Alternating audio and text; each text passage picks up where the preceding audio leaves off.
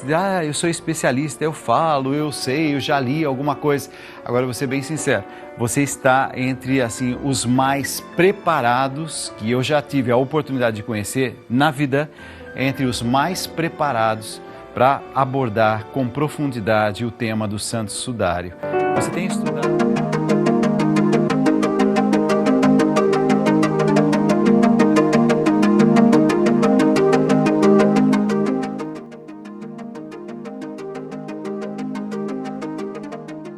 Gente que se diz, eu sou especialista, eu falo, eu sei, eu já li alguma coisa. Agora, vou ser bem sincero, você está entre assim, os mais preparados, que eu já tive a oportunidade de conhecer na vida, entre os mais preparados para abordar com profundidade o tema do Santo Sudário. Você tem estudado ao longo de 30 anos, é isso? Mais ou menos 30 anos. O que é que despertou você para começar esse estudo? Bom, o sudário é algo que me chama a atenção há muito tempo, desde quando eu era adolescente, né? Ganhei na época uma medalha da Sagrada Face de Cristo, que era da minha avó, quando ela faleceu, minha mãe trouxe para mim. A partir daí eu procurei aqui em São Paulo quem fazia essa devoção. Aí conheci o Frei Anastácio Hackermann, que é a quem eu dedico este primeiro volume, ao Frei Anastácio Hackermann, que eu até quase fui também franciscano, e a partir daí não parei mais. Isso já faz desde 80 e alguma coisa lá, e de lá para cá, sempre fui buscando mais e mais. Você é um cientista e uma coisa me chama a atenção. Um cientista que tem uma clareza muito grande também da própria fé. Ciência e fé. Existe bom diálogo entre ciência e fé? O sudário provou que sim.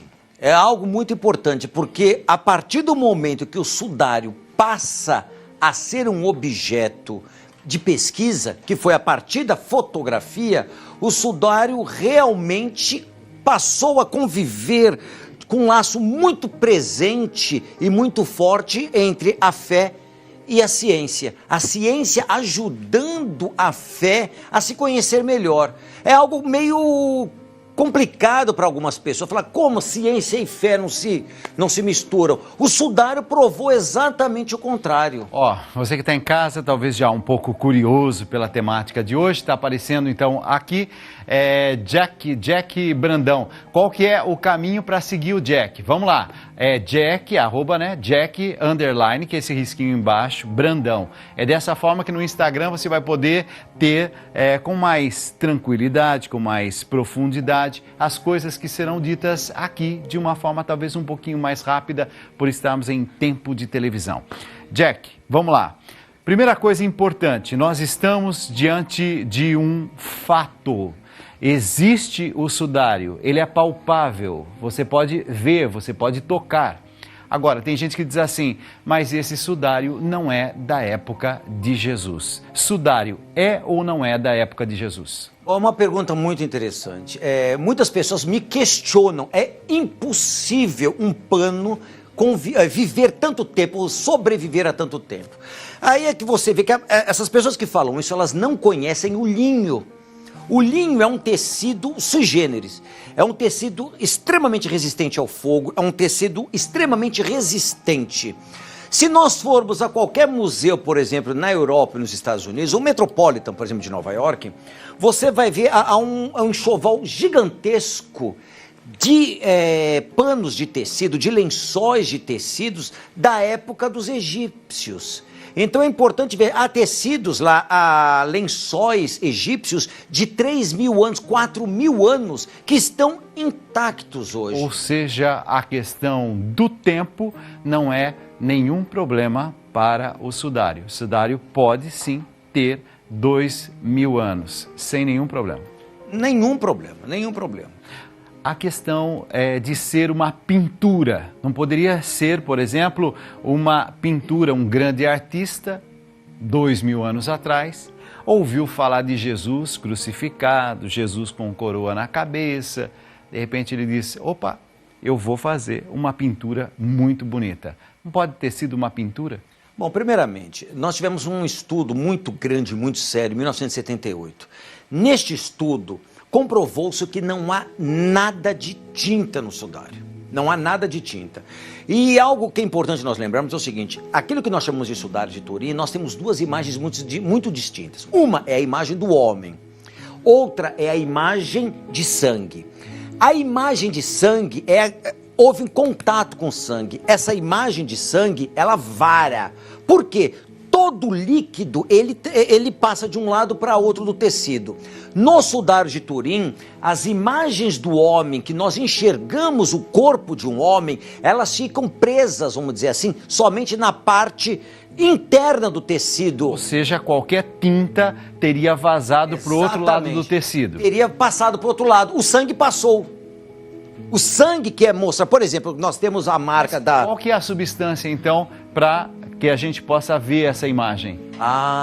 Até hoje não se sabe o que ocasionou isso. Ou seja, esse estudo de 78 foi extremamente pesado, vamos dizer assim.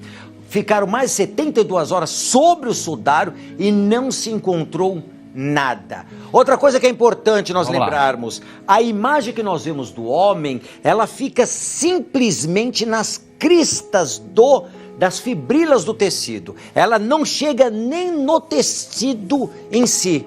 Ela está lá presa no tecido. O sudário é um material feito no linho e é a única imagem em tridimensão que nós temos, é tridimensional, ou seja, ela tem todo um relevo devido exatamente a essas fibrilas. Isso só foi possível ser descoberto a partir das tecnologias atuais. De 78 já viram isso. Ou seja, sem isso seria impossível. Como é que aquele homem, vamos dizer que seja medieval, como é que um homem, um artista medieval, poderia imaginar que em 2000 e pouco haveria essa técnica? Cara, só se fosse... Bom, só ele já é sui generis.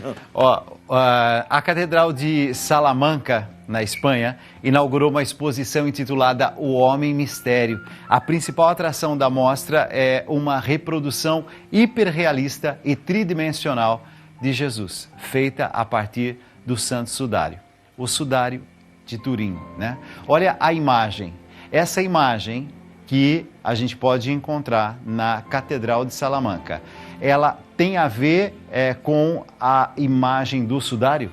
Totalmente. Totalmente? Essa imagem é muito realista. É interessante lembrarmos o que os espanhóis, eles têm uma técnica de arte muito forte. Antes dessa imagem havia um outro grande escritor, um grande artista, que é um professor da Universidade lá na Espanha, o Miñarro. Ele havia feito também uma imagem muito parecida com essa. Só que essa em realismo supera, porque ela é feita em silicone, ela é feita realmente num material que lembra muito a pele. Há alguns detalhes que eu vejo nessa imagem, por exemplo, cabelos compridos. Isso é fiel à imagem que aparece no linho. Exatamente. O sudário mostra que o homem do sudário, ele possui inclusive um rabo de cavalo, que é como é mostrado nessa imagem aí. Ok. Eu vejo aqui escorrendo sangue, essa parte de cima, certamente da coroa de espinhos? Exatamente. Provavelmente aí havia um espinho que estava nesse local, que com o correr do momento da crucificação, ele foi mudando. Pode ver que ele forma um tipo de uma letra, um 3, um número 3. Ele foi passando de um lado para outro. Muito interessante. Eu estou olhando aqui o nariz quebrado. Isso é um nariz quebrado, não é? Exatamente. O sudário mostra que a cartilagem foi quebrada nessa região. Provavelmente uma grande pancada foi feita aí. A gente vê também a face, né? Esse lado escoriações, aqui, na face, é isso. Escoriações, barba e o corpo, me impressionou o corpo. A quantidade de, tortura. Nós tivemos, o sudário tem mais aproximadamente 120 marcas. 120 marcas de flagelação. O corpo. E é interessante, essa imagem mostra muito claramente. Isso. Ou seja, havia dois soldados realmente que você dá para ver que a diferença de altura dos soldados era diferente. O único local que não há marcas de flagelação é a altura do coração. Porque os soldados sabiam que o excesso de pancada no coração poderia levar à morte. E ele tinha de ser crucificado. Então ele não poderia ser morto pela flagelação, que era parte da pena capital. Isso é muito importante lembrarmos. Mas é uma desumanidade total, né? Eu estou notando aqui um detalhe, as pernas um pouco encurvadas. Exatamente, o sudário mostra isso, porque Jesus, ele morre praticamente em decorrência da própria tetania, ou seja, o corpo passa por vários espasmos devido à posição, a ponto de, ele quando teve óbito, ele ficou na posição que ele morreu. A cabeça baixa e as pernas que estavam que estavam semi-dobradas, semi-flexionadas, elas permanecem. Uma coisa está me chamando a atenção. Aqui eu estou vendo, por exemplo, o prego, certo? Sim. Então, o prego nos pés. Se eu olhar aquela imagem do corpo todo, eu vou perceber, talvez, as mãos. Deixa eu ver o detalhe. Ó, aqui tem um detalhe interessantíssimo. Se você olhar bem, o sudário fala a mesma coisa. Você tem aqui nas mãos de Jesus, você não tem os cortes. Sim. Você tem aqui no pulso. Sim. No pulso. Então, acompanha aqui. Jesus não teria sido crucificado com o prego aqui, no meio da palma da mão. Sim, isso... Mas aqui no punho. É isso que diz o Santo Sudário. Exatamente. Mas isso daí é importante lembrarmos o seguinte. Por volta do século V, começou a ver, os artistas começam a querer fazer Cristo crucificado. Só que não havia um modelo, não havia um paradigma. E todos os artistas da antiguidade, eles buscavam um paradigma e esse paradigma era copiado à exaustão. Só que o que acontece é o seguinte, ao fazer a crucificação, que não já se sabia mais como era feita, o artista optou em colocar na palma da mão. E isso ficou até hoje. Até hoje os artistas colocam isso. O sudário, por outro lado, ele nos mostra claramente que isso seria impossível. Daí o sudário ser um objeto arqueológico. Porque seria impossível porque esse prego aqui na palma da mão, uma vez que há um certo peso que puxa para baixo, rasgaria. Exatamente. Porque e fazendo aqui não. Aqui nós temos vários ossos, nós temos 3 ossos extremamente poderosos. Perfeito. Nós temos um espaço aqui, nós podemos até ver chamado de espaço de Destô, que é chamado de espaço de Destô, onde há um buraco mesmo. Os carrascos sabiam exatamente onde eles deveriam pregar.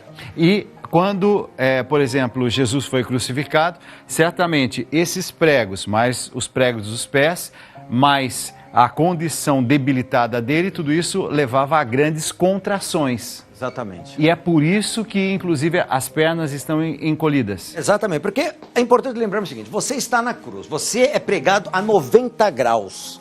Quando a cruz é levantada, o que acontece? O corpo automaticamente cai e forma-se quase que um ângulo de 60 graus. Então, há essa flexão natural do corpo. E ele só conseguia respirar pegando no pé, levantando o corpo no pé para respirar. Quando ele não conseguia mais fazer esse movimento, cai e ele morre sufocado pelo próprio peso do corpo, porque o pulmão não consegue mais absorver o ar. Nossa, agora que eu estou entendendo a gravidade, a profundidade, a dor, o sofrimento do próprio Jesus, através dessa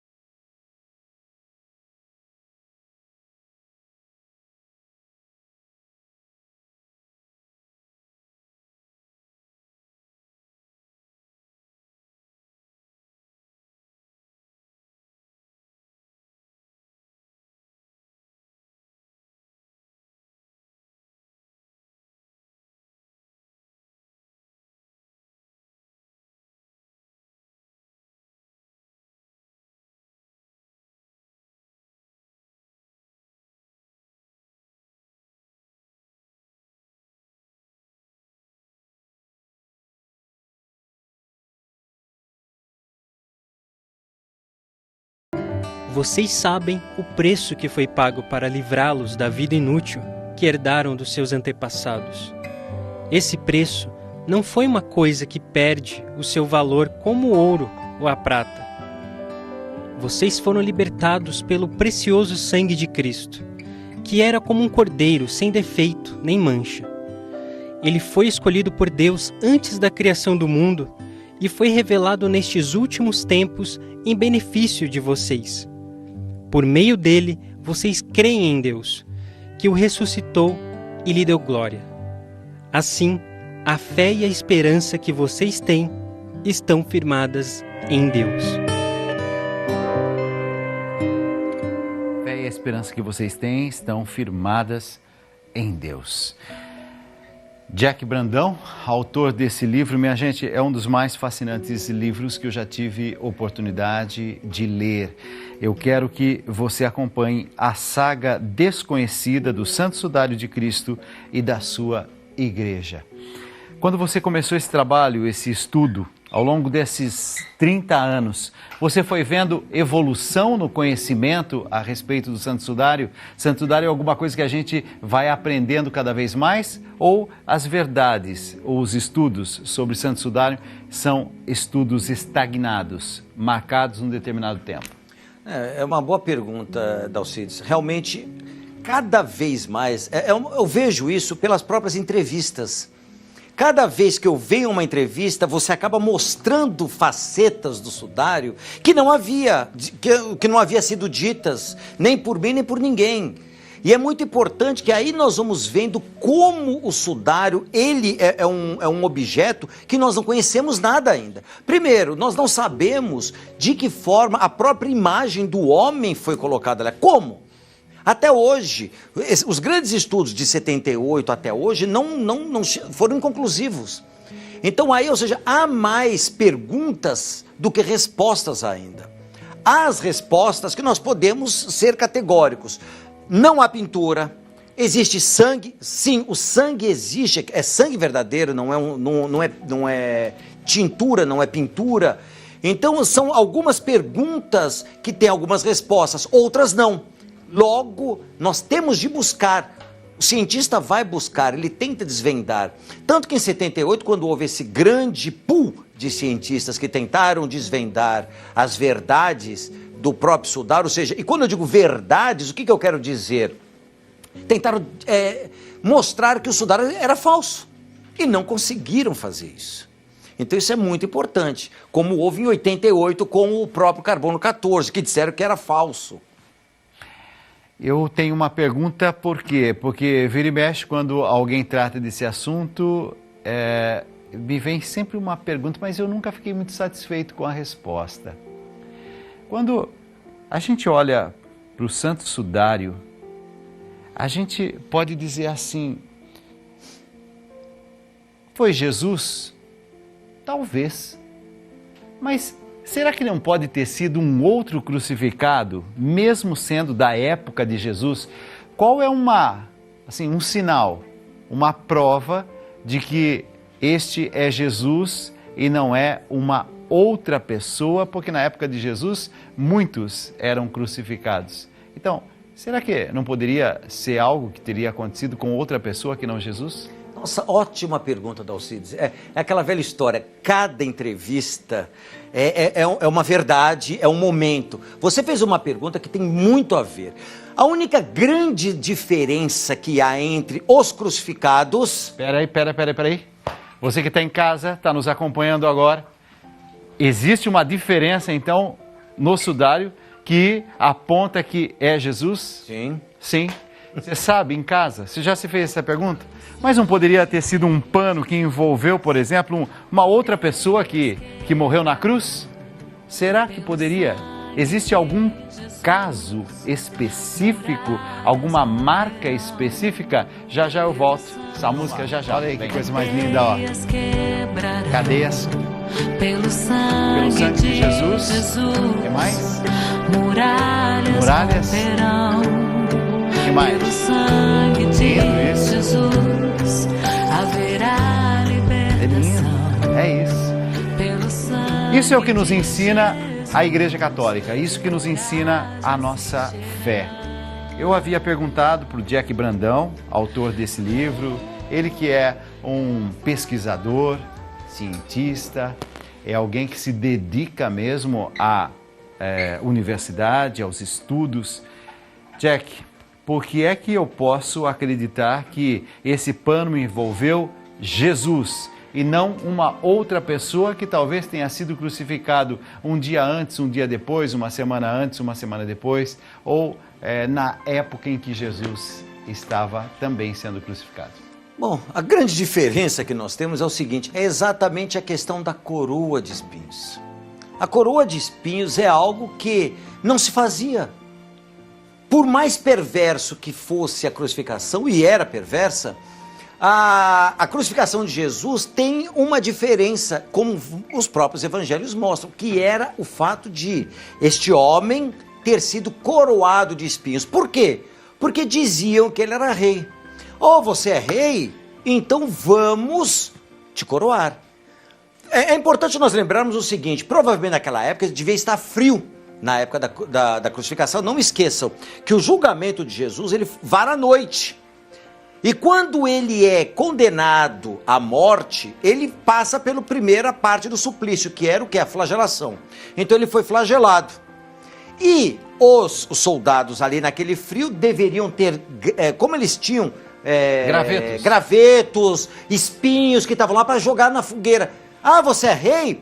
Pegaram provavelmente um capacete de um deles, jogaram todos os espinhos ali, bateram e enfiaram na cabeça do homem, bateram na cabeça e o que acontece? Os espinhos cravam na cabeça. Pronto, não sai mais. Então, a coroa de espinhos é o grande diferencial do sudário de Turim, para que poderia mostrar, este homem foi Jesus Cristo.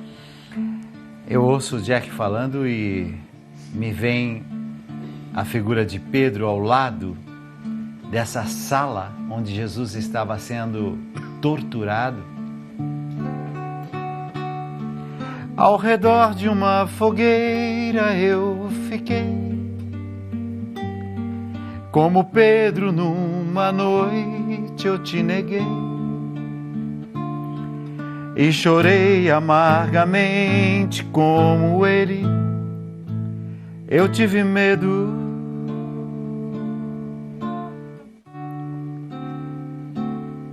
Mas tocaste no meu ombro como amigo, perguntaste-me somente se eu te amava, me mandaste apacentar tuas ovelhas, acreditaste em mim. Eu te amo, ó Senhor da minha vida. Eu te amo, ó Senhor da minha vida. Eu te amo, ó Senhor da minha vida. Olha para o Santo Sudário. Eu te amo, ó Senhor da minha vida. Olha para o Santo Sudário. Eu te amo, ó Senhor da minha vida. Eu te amo, ó Senhor da minha vida.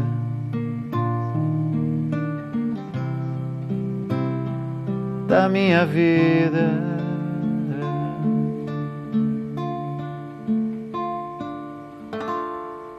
Há um grande santo na igreja que fez a experiência da cruz de Cristo. Na verdade, vários santos fizeram a experiência da cruz de Cristo, mas esse de forma especial, São João da Cruz. Vem comigo. João da Cruz nasceu em uma província de Ávila, na Espanha. Seu pai faleceu ainda jovem, quando João era uma criança, e sua mãe teve de passar por dificuldades enormes para sustentar os filhos. Quando jovem, João começou a trabalhar e à noite estudava no colégio dos jesuítas. Sob a influência dos padres da Companhia de Jesus, a espiritualidade do jovem foi crescendo cada vez mais e ele decidiu entrar na Ordem Carmelita, procurando uma vida de oração profunda. João foi ordenado sacerdote quando tinha 25 anos e achava a Ordem dos Carmelitas muito tranquila. Buscava uma vida de oração mais profunda e uma disciplina mais rígida. Foi aí que Santa Teresa d'Ávila cruzou o seu caminho. Na época, ela tinha autorização para fundar novos conventos reformados da Ordem Carmelita e tinha também autorização para intervir nos conventos masculinos. O entusiasmo de Santa Teresa contagiou tanto o padre João da Cruz que ele começou a trabalhar na reforma da Ordem Carmelita masculina, voltando às origens e ajustando a disciplina. Empenhado na reforma, João conheceu o sofrimento e as perseguições. Chegou a ficar 9 meses preso num convento em Toledo, até que conseguiu fugir. Dessa forma, o santo transformou todas as cruzes em um meio de santificação para si e para os irmãos. 3 coisas que ele pediu e acabou recebendo de Deus. Primeiro, força para trabalhar e sofrer muito. Segundo, não sair deste mundo como superior de nenhuma comunidade. E terceiro, morrer desprezado e humilhado pelos homens. Pouco antes de falecer, São João da Cruz passou mesmo por grandes sofrimentos, calúnias e incompreensões. Foi tirado de todos os cargos que ocupava e passou os últimos meses de sua vida no abandono e na solidão. Pregador, místico, escritor e poeta, esse grande santo da Igreja faleceu após uma doença aos 49 anos de idade. Foi canonizado no ano de 1726 e em 1926 o Papa Pio XI o declarou doutor da Igreja. São João da Cruz, rogai por nós.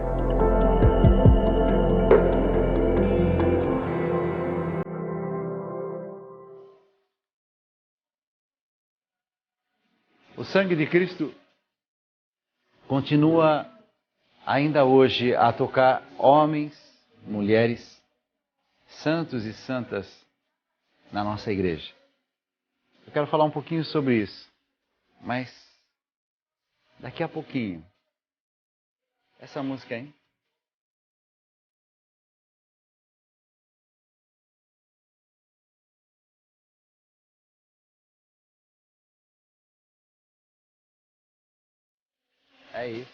É isso. Mas você vai entender daqui a pouquinho o que eu estou falando sobre o sangue, sobre cruz, homens e mulheres santos e santas. Vem comigo. Eu fui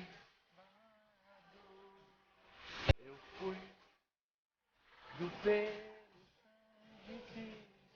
É exatamente isso. Eu fui lavado, eu fui marcado, santificado, purificado, salvado pelo sangue de Jesus. É isso? É isso?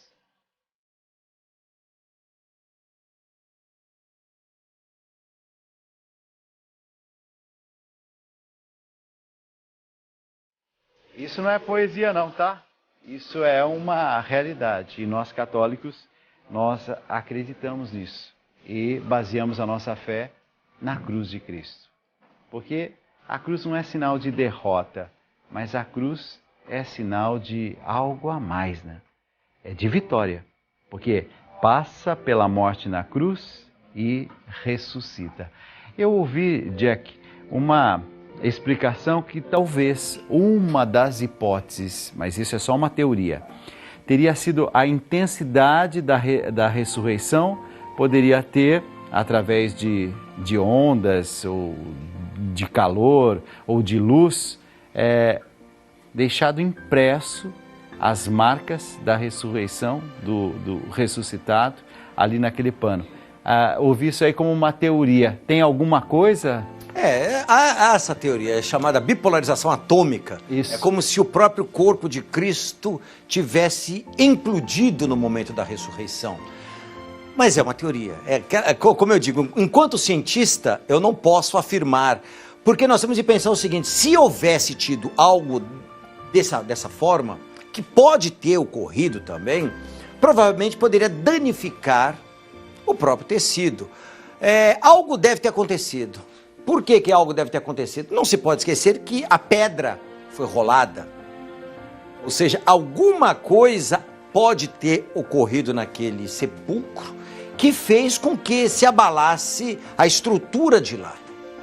Entendeu? Então, agora, afirmar que é difícil, porque a própria imagem lembra esse chamuscamento, daí essa ideia, porque a primeira teoria era bem diferente, eles falavam que poderia ser ureia, a própria transpiração, e todas foram caindo pouco a pouco.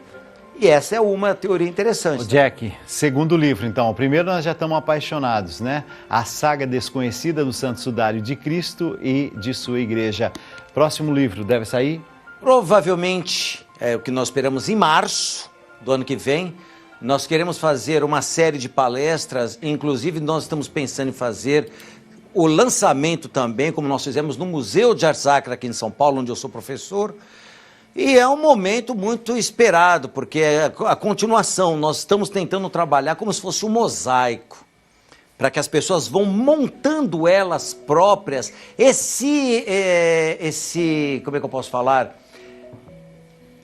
Esse puzzle de informações, que é algo difícil, né, para as pessoas Esse aglomerado aí. Exatamente, são muitas informações, né? Perfeito.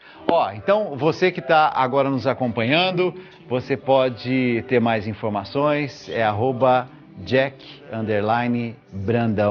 Jack, eu sou muito grato a você, mas muito grato. Muito obrigado.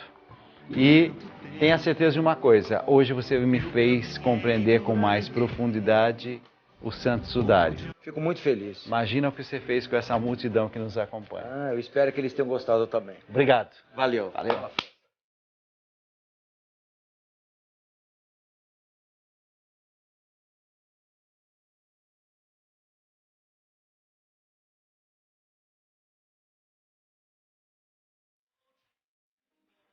Um programa especial, né? De bênçãos, de graças e de informação, de cultura, de amadurecimento.